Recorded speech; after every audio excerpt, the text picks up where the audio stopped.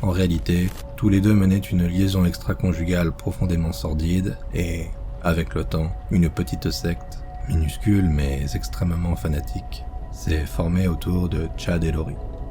Chad a baptisé leur organisation l'Église des Premiers-Nés, avant de se couronner lui-même comme son unique et seul dirigeant.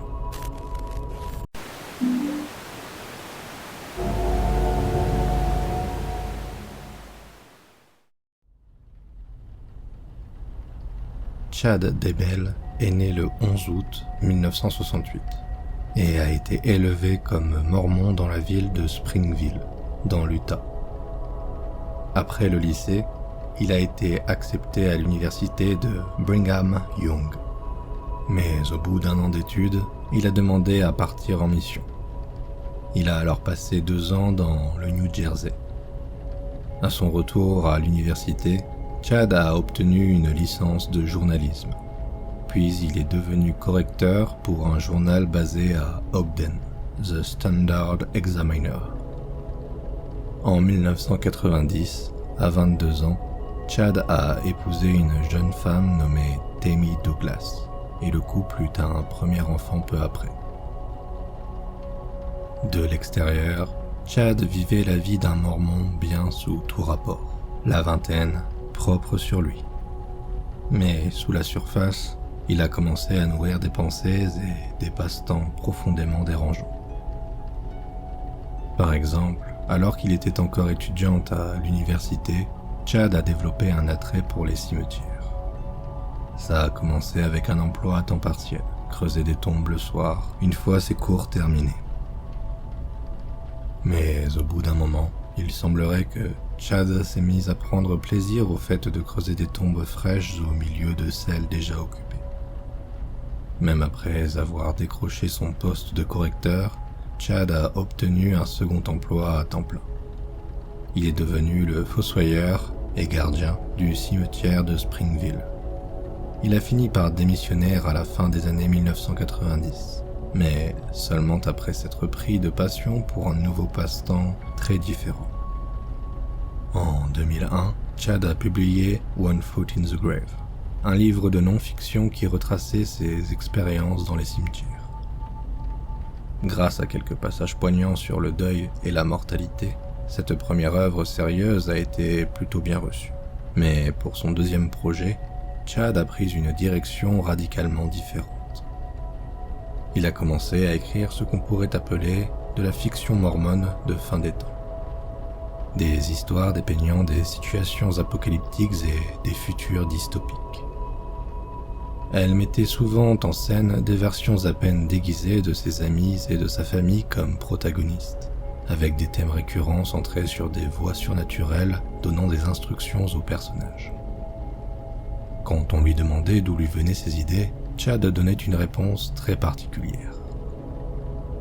Dans la note de l'auteur d'un de ses romans, il expliquait que le fait d'avoir vécu, non pas une, mais 2 expériences de mort imminente, lui avait permis de voir, je cite, « au-delà du voile ». « Je ne romance aucun des événements décrits dans mes livres », écrit-il. « Je ne suis vraiment pas si créatif. Mon voile déchiré permet que des informations soient téléchargées dans mon cerveau depuis l'autre côté. Les scènes qu'on me montre sont des événements réels qui arriveront. » Si ces affirmations ont été bien accueillies par certaines franges de son public, beaucoup ont été rebutés par ses déclarations délirantes et ses intrigues encore plus folles. Et en 2009, son lectorat a commencé à diminuer. Chad s'est alors mis à s'adresser de plus en plus au lectorat mormon, majoritairement radical, qui lui restait. Pour compléter ses revenus, il a commencé à donner des conférences lors d'événements des saints des derniers jours, portant sur la seconde venue de Jésus et d'autres scénarios de fin des temps. Avec le temps, cela a rendu ses convictions religieuses de plus en plus extrêmes, et en 2011, il affirmait avoir des visions concernant la fin des jours. Il disait voir des séismes si puissants que la Californie et l'Oregon sombreraient dans le Pacifique, ainsi que des guerres si destructrices qu'elles engloutiraient des continents entiers. Mais ce n'est qu'en 2015 qu'il a affirmé entendre la voix de Dieu. Et apparemment, Dieu lui disait de déménager à Harrisburg, dans l'Idaho. À peu près au même moment où Chad conduisait Tammy et leurs 5 enfants vers l'Idaho, une femme au Texas ouvrait l'un de ses livres. Elle s'appelait Lori Vallow. Née Lori Noreen Cox à Loma Linda, en Californie, le 26 juin 1973, Lori a été élevée mormone et, en 2015, elle était mariée à son 4e mari, Charles Vallow, mariage célébré en 2006. Le couple avait adopté le grand-neveu de Charles, Gigi Vallow, car les parents biologiques du garçon n'étaient pas en mesure de s'en occuper. Et, d'après tout ce qu'on sait, c'était le mariage le plus heureux et le plus stable de Lori à ce jour. Mais en 2015, lorsque Lori s'est intéressée à la série de livres de Chad, Standing in Holy Places, elle a vécu une sorte d'éveil spirituel.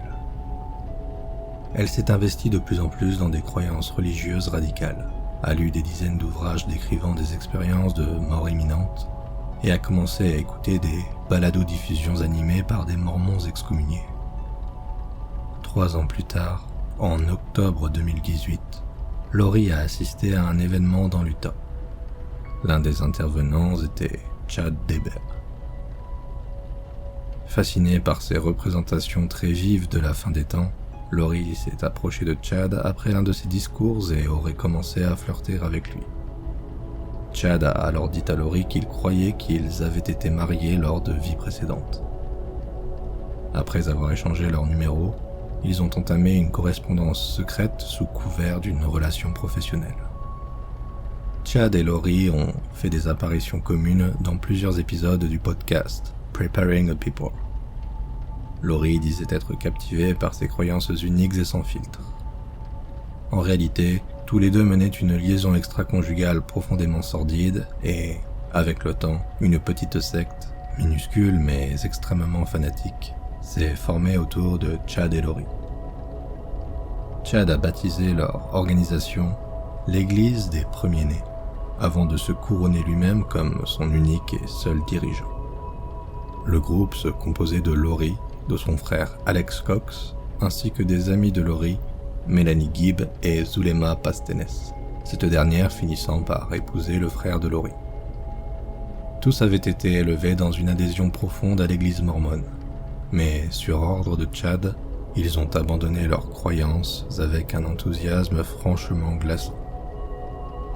Malgré le rejet de l'église mormone officielle, la réincarnation jouait un rôle énorme dans le système de croyances de Chad. Il prétendait avoir vécu 31 vies antérieures, certaines sur des planètes lointaines, en habitant les corps d'espèces avancées de xénomorphes, et une en habitant le corps de Saint Jacques le Mineur, une figure du christianisme ancien.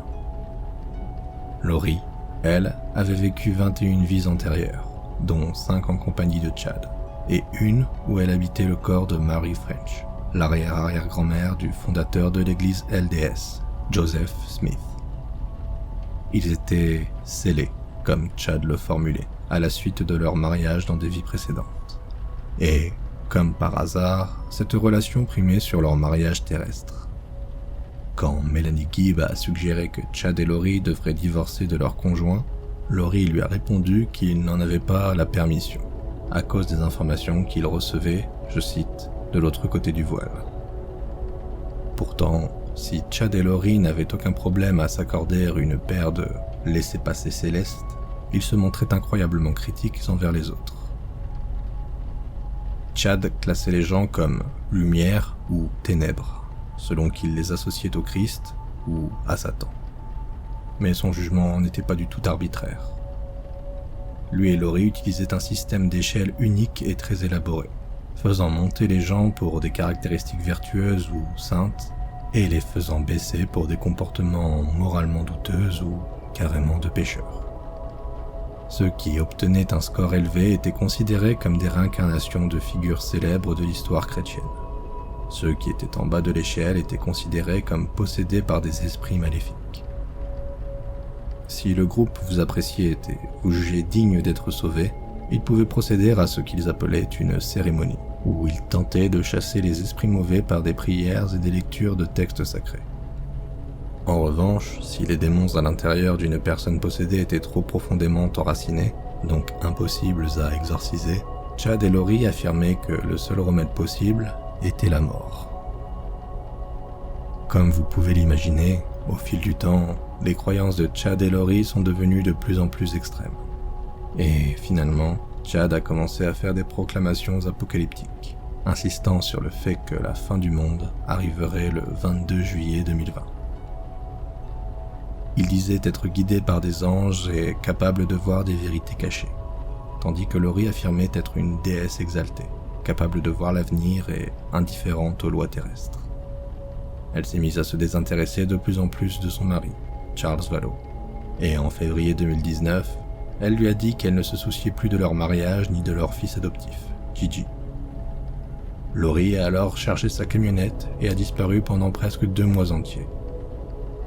Quand elle est enfin rentrée, son mari l'a confrontée et une dispute violente a éclaté. Pendant la dispute, Laurie a dit à Charles qu'il était possédé par l'esprit maléfique d'un homme nommé Ned Schneider et que c'était la source de toute la négativité dans leur mariage. Mais ce n'était pas tout. Laurie a aussi dit à Charles que, plutôt qu'une simple mortelle, elle était une divinité vivante chargée d'accomplir l'œuvre des 144 000 à l'occasion de la seconde venue du Christ, qui, comme par hasard, n'était plus que dans 18 mois. Il y avait énormément à faire d'ici le retour du Christ, et si Charles se mettait en travers de son chemin, Laurie l'assassinerait. Cette menace a poussé Charles à envisager le divorce, mais au final, il a décidé de ne pas abandonner.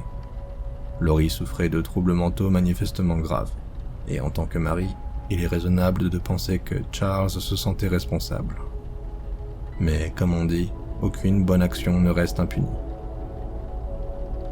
À peu près au même moment où Charles décidait de rester et de tenter de sauver son mariage, sa femme avait cessé de l'appeler par son prénom. Dans des échanges de SMS secrets entre Chad et le frère de Laurie, Alex, Laurie appelait son mari Ned ou Hyplos, ce dernier étant le nom du démon censé l'avoir possédé. Laurie disait aux membres de sa petite secte fanatique que Charles était devenu un zombie et que s'il ne pouvait pas être racheté par la prière et le rituel, il y aurait de graves conséquences. Mais avant même que les efforts pour sauver son âme aient commencé, Charles Vallow a découvert la liaison de sa femme. D'une manière ou d'une autre, Charles a réussi à obtenir l'adresse mail de Tammy Daybell, l'épouse de Chad. Il a rédigé un long email, très sincère, informant Tammy des infidélités de leur conjoint. Après s'être excusé pour la douleur que sa révélation risquait de causer, il a envoyé le message. Et, chose stupéfiante, après avoir lu cet email, Tammy Daybell l'a simplement supprimé, puis a bloqué l'adresse de Charles. Après une énorme confrontation à propos de la découverte de la liaison, Laurie a quitté le domicile de Chad pour aller à Chandler, en Arizona, avec le petit Gigi, qui vivait alternativement avec chaque parent. Puis, le 11 juillet 2019, Charles est allé chez Laurie pour récupérer Gigi. Mais à son arrivée, il s'est retrouvé face à Alex Cox, le frère de Laurie. Une altercation a éclaté. Charles a sorti une batte de baseball du coffre de sa voiture. Alex Cox a répondu en le tuant par balle. Tylee Ryan, la fille de 16 ans de Laurie issue de son 3e mari, a ensuite confirmé que Charles s'était bien armé d'une batte, mais qu'il était retourné en courant vers la maison au moment où les coups de feu avaient été tirés, et qu'elle ne pouvait fournir aucun détail sur les instants qui avaient précédé la mort de Charles. De façon incroyable, et très probablement sur la base du témoignage de Tylee, aucune charge n'a été retenue contre Alex, et la fusillade a été jugée comme relevant de la légitime défense. Des voisins ont rapporté que, dès le lendemain, ils avaient assisté à une fête à la piscine très bruyante et très joyeuse chez Laurie, en Arizona. Et en août 2019, Laurie a déménagé sa famille à Rexburg, dans l'Idaho, afin d'être plus près de Chad. À son arrivée, les voisins ont remarqué que le comportement du petit Gigi semblait erratique, et que Laurie le laissait souvent jouer dehors seul, sans surveillance adulte, et pendant de longues périodes. Quand on l'a interrogé à ce sujet, Laurie n'a pas précisé que Gigi était autiste. elle a plutôt dit aux voisins que c'était, je cite, le bébé drogué de sa nièce. Quelques semaines plus tard, Lori et son frère Alex ont emmené Tylee en randonnée à Yellowstone. Ils ont marché sur les sentiers, mangé des encas, puis, quand le séjour a pris fin, seuls Lori et Alex sont remontés dans la camionnette. Plus tard, Lori a dit aux voisins que Tylee avait été acceptée à l'université de Brigham Young via une sorte de programme de bourse anticipée pour lycéens surdoués. En réalité, personne ne reverrait jamais Tylee. Quelques semaines après le voyage à Yellowstone, le 22 septembre 2019, Melanie Gibb et son petit ami David Warwick séjournaient chez Lori. Le soir, Warwick a vu Alex Cox monter Gigi endormi à l'étage, jusqu'à sa chambre. Et c'est la dernière fois que quelqu'un a vu le garçon en vie. Quelques jours plus tard, Lori a informé l'école élémentaire de Rexburg qu'elle ferait désormais l'instruction à domicile pour son fils adoptif. Mais la vérité était infiniment plus dérangeante. En octobre 2019, des paiements Venmo ont été envoyés depuis le compte de Tylee à son demi-frère aîné Colby Ryan, avec des messages étranges. Quand il a exprimé son inquiétude pour Tylee par SMS, il a reçu des réponses depuis son téléphone indiquant qu'elle allait bien, mais qu'elle était trop occupée pour parler. Melanie Gibb a déclaré plus tard que Lori et Chad étaient convaincus que Tylee et Gigi étaient possédés et devenus des zombies. Zulema Pastenes a aussi témoigné que Chad avait dit à ses disciples que, peu avant la disparition du petit Gigi, celui-ci mourrait bientôt. Mais la mort de Gigi n'était pas la seule que Chad annonçait.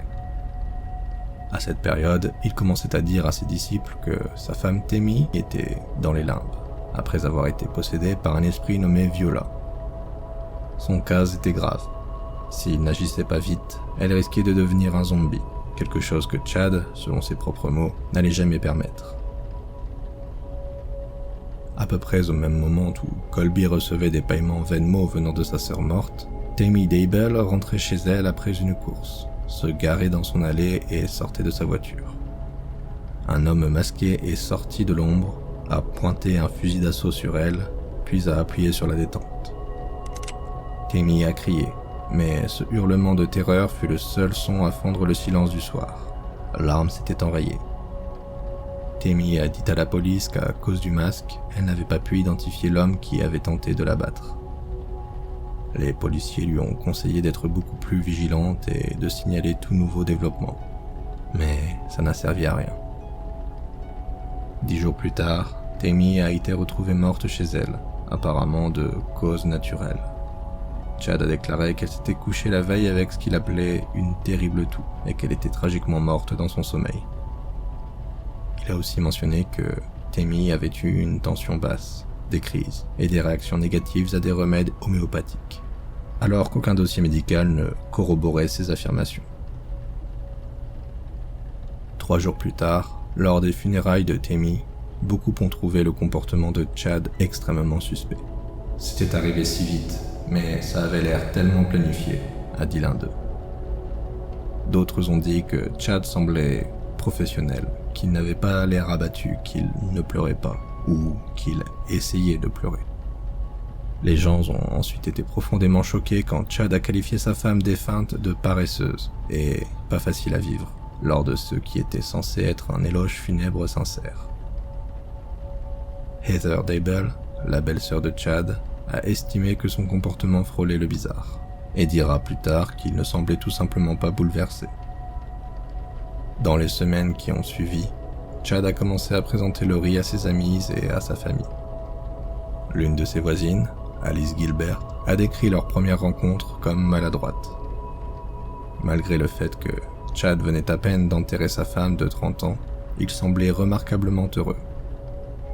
Gilbert a observé que le couple était très tactile, riante et plaisantant, même pendant que Lori expliquait comment sa fille était morte seulement 6 mois plus tôt. C'était la première admission que Tylee était décédée, mais puisque Gilbert n'était qu'une voisine, elle n'avait aucune idée des implications sinistres derrière ses propos. Malgré les indices cryptiques sur leur crime horrible, Chad et Lori jouaient le rôle d'un couple mormon heureux et sans histoire, unis par une tragédie personnelle. Mais fin novembre, leurs masques commencèrent à glisser. Le 26 novembre 2019, la police s'est rendue dans la maison de ville de Lori à Rexburg à la demande de Kay Woodcock, la sœur de Charles Vallow, récemment décédé. Elle n'avait pas eu de nouvelles du petit Gigi depuis des semaines et commençait à s'inquiéter. Dans l'après-midi du 26, 2 policiers de Rexburg sont donc venus chez Lori.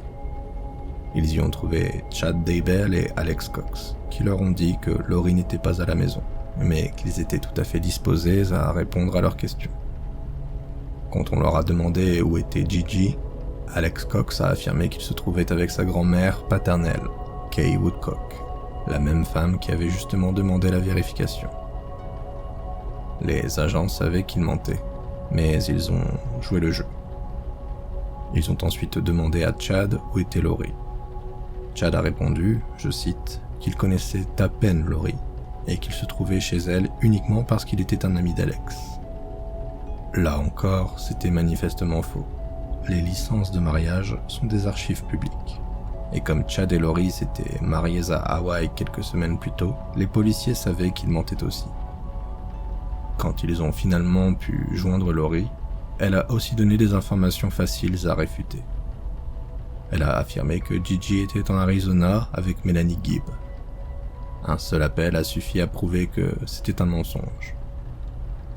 Chad et Lori ont peut-être commis une erreur grave en mentant à la police, mais ils n'étaient pas totalement idiots.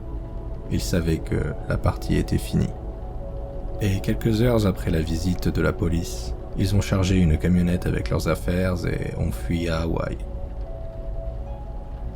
À peu près au même moment où Chad et Lori emménageaient dans une maison en location sur l'île de Kauai, des policiers effectuaient des perquisitions approfondies de leur domicile.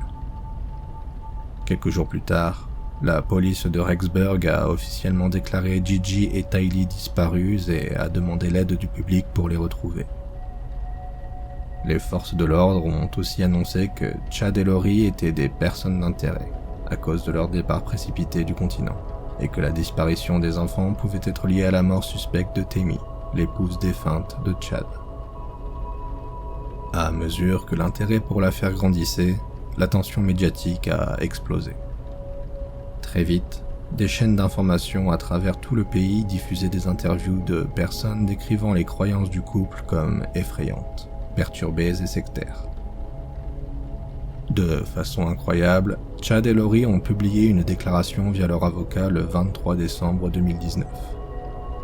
Un extrait disait « Chad Daybell était un mari aimant et il a le soutien de ses enfants dans cette affaire.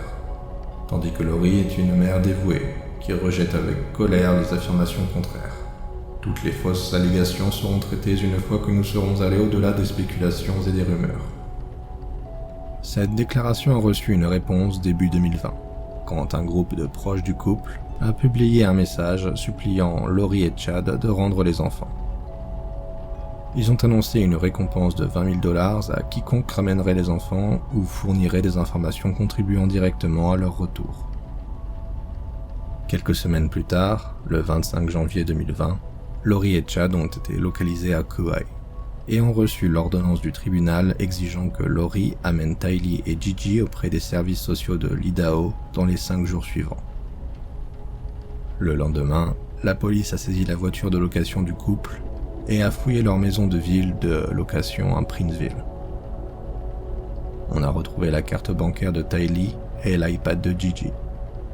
Quelques heures après la perquisition, les Daybell ont été abordés par un reporter d'East Idaho News nommé Nate Eaton.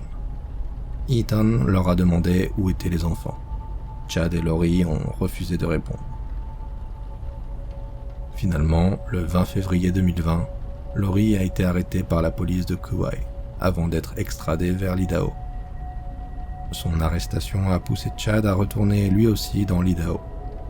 Là, il a tenté de convaincre sa voisine Alice Gilbert de mettre sa maison sous hypothèque pour payer la caution et faire sortir Lori de prison. Quand elle lui a demandé pourquoi, il lui a dit que Jésus lui avait murmuré l'idée. Quand Alice l'a alors confronté sur ce qu'il avait dit concernant la mort de la fille de Laurie, Chad a donné une réponse vague, parlant d'un problème de garde, puis il a quitté les lieux.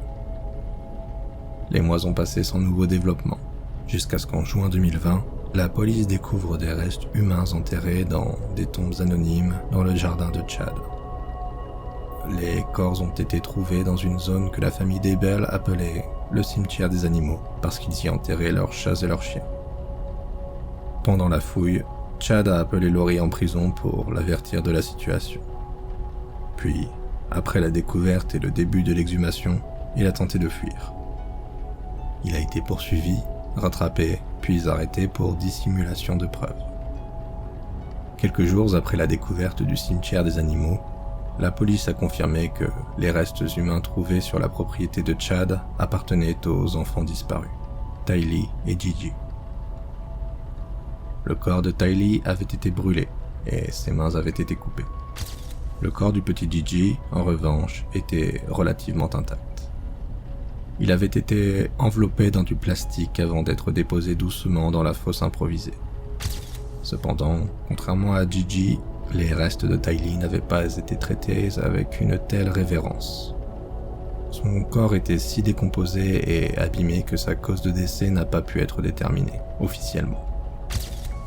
Pour Gigi, on estime qu'il a été soigneusement exécuté.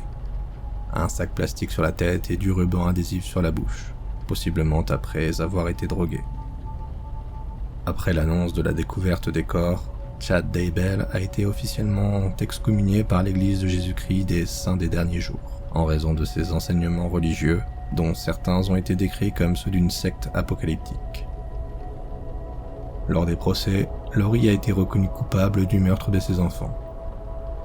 Elle a reçu 3 peines de prison à vie consécutives, pour les meurtres et la conspiration, ainsi que 2 peines de prison à vie et une peine de 10 ans pour vol aggravé, à purger concurremment.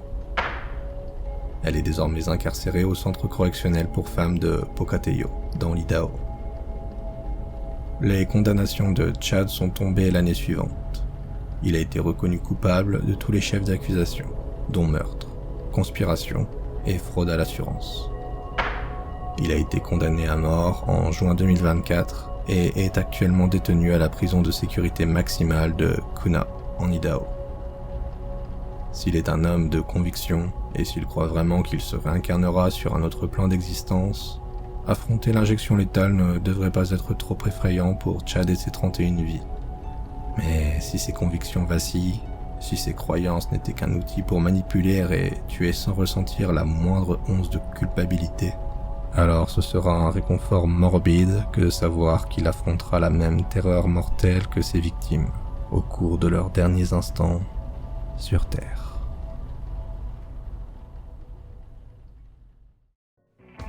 Alors, qu'avez-vous pensé de cette histoire ? Donnez-moi votre avis en commentaire. J'espère que cette vidéo vous aura plu. Si c'est le cas, devenez un fidèle et abonnez-vous pour ne rater aucun futur épisode. Un grand merci aux contributeurs Tipeee qui soutiennent la chaîne. Leur générosité est énormément appréciée. N'hésitez pas à m'aider vous aussi si vous le pouvez, lien en description. Si vous avez des histoires personnelles à raconter, n'hésitez pas à tester votre plume et m'envoyer par mail vos écrits. De même, s'il y a des histoires particulières que vous aimeriez m'entendre lire, faites-moi en part plus bas. Et je vous dis à bientôt pour d'autres frissons et histoires d'horreur en ma compagnie. Biou.